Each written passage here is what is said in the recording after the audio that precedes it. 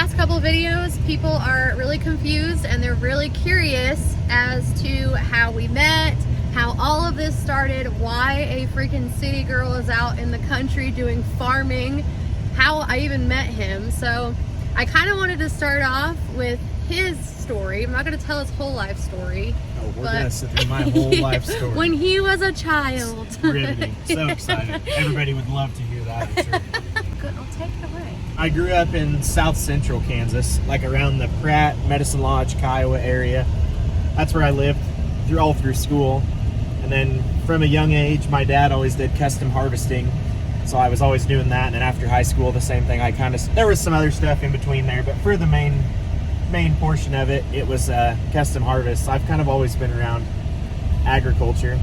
And then a lot of the guys that I went on harvest with were retiring or just getting out of it or kind of whatever.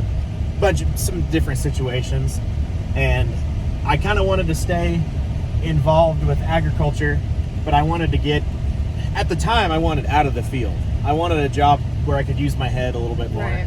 I applied with a couple different places, but the dealership that stuck out with me the most was American Implement at the time, which is our local John Deere dealership. Yeah, everybody sees that on your hat. Yeah, I applied familiar. with them, and I actually took a sales job with them.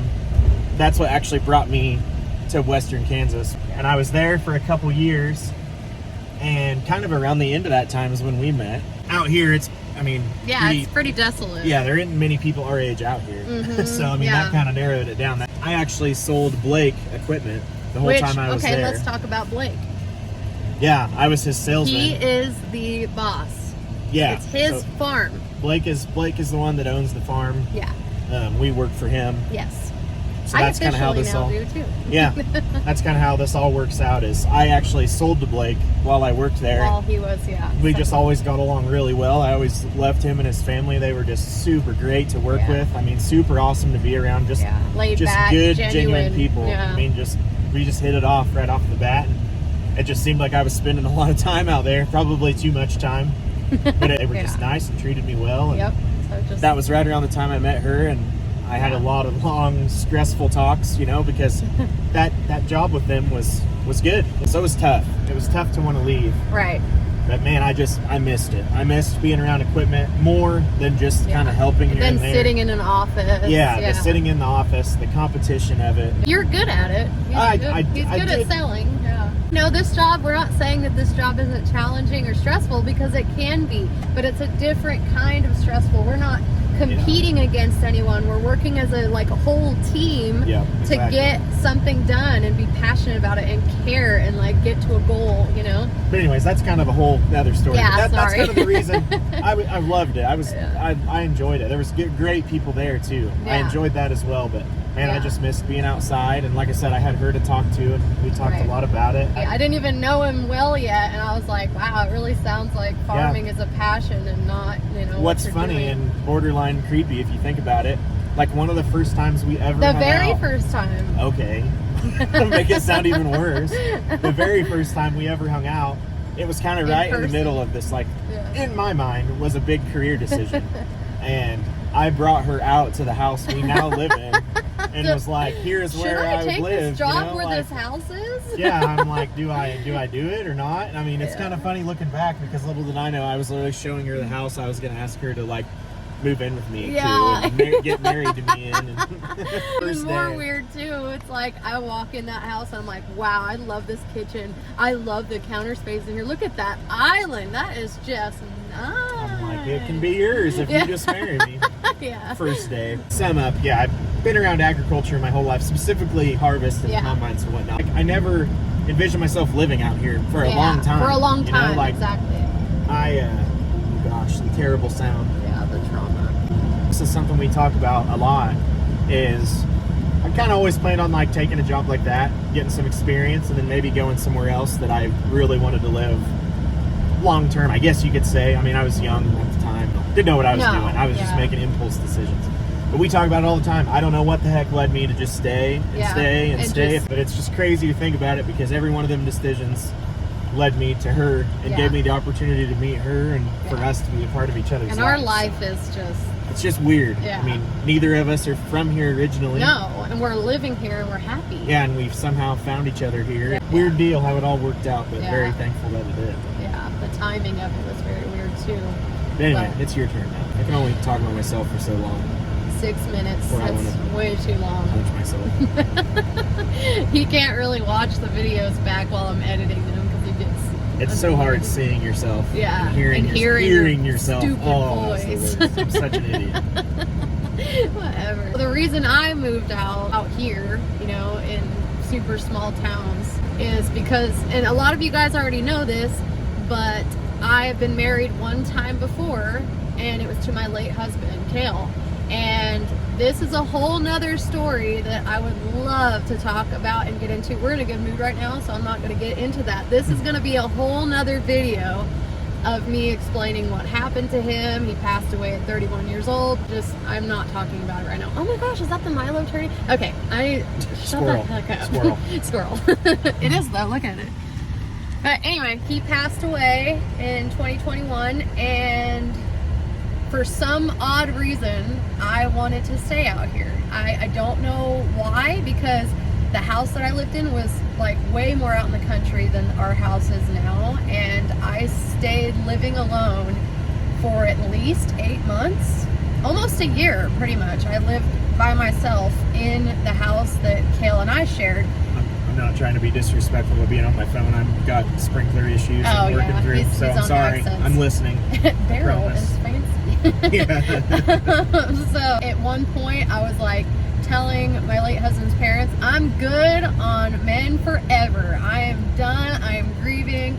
I am just like never ever getting married again. I'm gonna be that crazy cat lady that lives out in the middle of nowhere and just like grows her own food and lives off grid.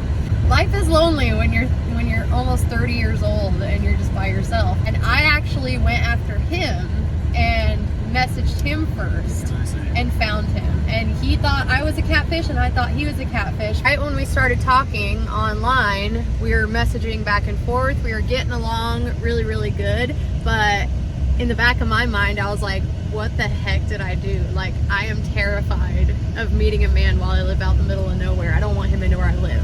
Neither of us are like super social. Yeah, people. we're not like go out and party. I'm not a go out to the bar and drink. I don't Right. do any of that. I'm Yeah, like super that's boring. not how we So like meeting somebody in general was just not something I ever even thought about living out here.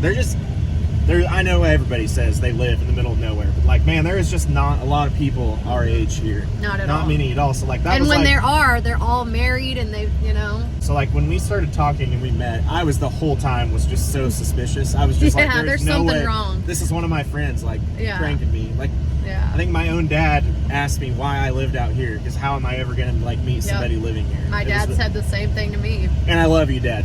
Yeah. By the way, that's Yeah. not a shot at my dad. No. Well, that was a Just- shot it at was my funny. dad. Yeah, it was just funny. like, 'cause Dad? I was kind of like, you're right. We were kind of going back and forth on meeting. Yeah. We were I like was wanted like, to, but we were kind of like, I was yeah, putting I it don't off. know. That's kind of dicey. Yeah, I was kind of freaked out. But one of my good friends, and the odds of this are just so strange because, you know, I get that, you know, they're all little towns and they're all connected somehow. But the way that one of my friends was connected with him was kind of through his job. So she just happened to meet him. We were having for my 30th birthday, she had a photo shoot for me, and we'd barely ever hang out, right? So this was just a special thing. So while we're hanging out, we're sitting on a blanket talking, just had all these pictures, you know, and I'm telling her all about this guy I'm texting back and forth with, and I pull up Snapchat and I'm like, oh, what did he send me? And she's not looking, but she's hearing it. She recognized his voice and said, oh my God, is that the Zach I know? And I was like, I don't know. Do you know him? She's like, oh my God, that is. She just happened to meet him a couple of times and was like, oh yeah, you should definitely meet him in person. Before all of this, my job, I worked with my late husband as a secretary for a custom ag like spraying company. And they were like family. I even worked with his dad. I mean, it was just a whole family thing. I knew nothing, absolutely nothing. My jobs before this, I was a nurse for a while. And then I did lots of like bartending and waitressing. So I come from zero farm experience, nothing at all whatsoever. I kind of learned a little bit. I wasn't very interested just because, you know, spraying isn't my favorite part of it. I like the whole, like, from beginning to planting to harvest type of thing more. Whenever I met him, he was not doing anything having to do with that. But when he started talking about his passion for it, I was like, man, that, you know, I've always wanted to know more about that. So it just kind of clicked. Like, once we met and asking him questions, and then he started this job, and I thought, what am I gonna do when I move in with him? Like, what am I gonna do for a job? You know, I'm like lost. But the more that I learned and the more that I saw that I am like willing and able to do things with him, like run any kind of equipment, help him with sprinklers at all whatsoever, I just fell in love with it. And she's sitting here acting like she just has no job. But this woman works so freaking hard. Like, No. between home and the shops and the farm, she works more than I do. So don't sit there and let her say the whole didn't know what she was going to do for a job. She literally works more hours in the day than me. That's not true. I love being like housewife. I love the homemaker thing, but now this is just like a whole newfound deal. And Like, we've been doing this for a little bit now. Yeah. We're not even sick of each other or nothing. yeah, we haven't even tried to kill each other or nothing yet. Like, literally, I'm being dead serious. And she's not Yeah. even like On our pinching me bad behind my back days, or nothing. That's yeah, really the truth. on our bad days, you know, when I have breakdowns, I told you guys I was breaking down over the mowing and everything. I'm fine after that. I'll be crying and he'll just be super calm, patient, chill. We level each other out. If Yeah. one of us is freaking out, the other one is like, chill out. This was definitely a complete culture shock. It's the same thing as moving to a different country, and I don't care what anyone says. I lived around Fort Worth, Dallas, okay? And going from zero experience, never ever even stepped foot on a farm before, to this and being like in a flat, desolate, I come from a hilly, lots of trees, rivers, really humid. This is the like exact complete opposite Yeah. of that. And not only, you know, that, but just being away from a city was wild. I was terrified before moving out here because I was 3 hours away from the closest Walmart, and I was like, where are we gonna get food? Like, what's gonna happen? And I look back at that and I laugh so much. Going from that to this, there's still a lot of things that you guys do every day that's like normal that I'm like, oh my God, we get to do that? Biggest thing for me to get used to, because even moving from where I was Yeah. living to here was Still a big different. culture shock. Yeah. The biggest thing to me, and I've heard people say this out here before, and I always thought they were crazy. The first time we went down to her parents down in Fort Worth, I got so claustrophobic Yeah. from all the trees and hills, and everyone's gonna Hills. laugh, and I laughed when I Buildings. first moved here, and people would say that. But the not Me being able too. to see, and Yeah. like not being able to just like literally see For what's around you. miles, yeah. As soon as we got down there and started going through the hills and trees, I literally was like feeling real anxious. Tight chest. Yeah, tight chested. Yeah. I am so that way. I know you guys are going to know what I'm talking about if you're from out here. You know exactly what I'm Yeah. talking about. Yep. So culture shock. Still kind of in that mindset where it's kind of a culture shock. Yeah. Okay, editing JoJo here. I just got done editing all of that. It's a pretty long video, and I never like to do super professional videos with Zach because I want to feel like I'm sitting down with you guys and I'm talking to y'all and I'm telling you the story, kind of like, you know, we're just in the car together. Yeah, just basically let me know in the comments if I'm missing anything or if I just talk too much. You know, a lot of y'all like to tell me that I do talk too much, and that's okay. Thank you guys so much for watching. We just hit 6K subscribers. Y'all have no idea how much it means to me. This is like a dream of mine, and just to continue to do this is going to be awesome. I cannot wait to show you guys harvest. I keep teasing that the equipment is, you know, ever changing. They are trading stuff in. Harvest is coming. I'm gonna be living on a tractor. Love you guys so much. I'll see you on the next one. Okay, bye.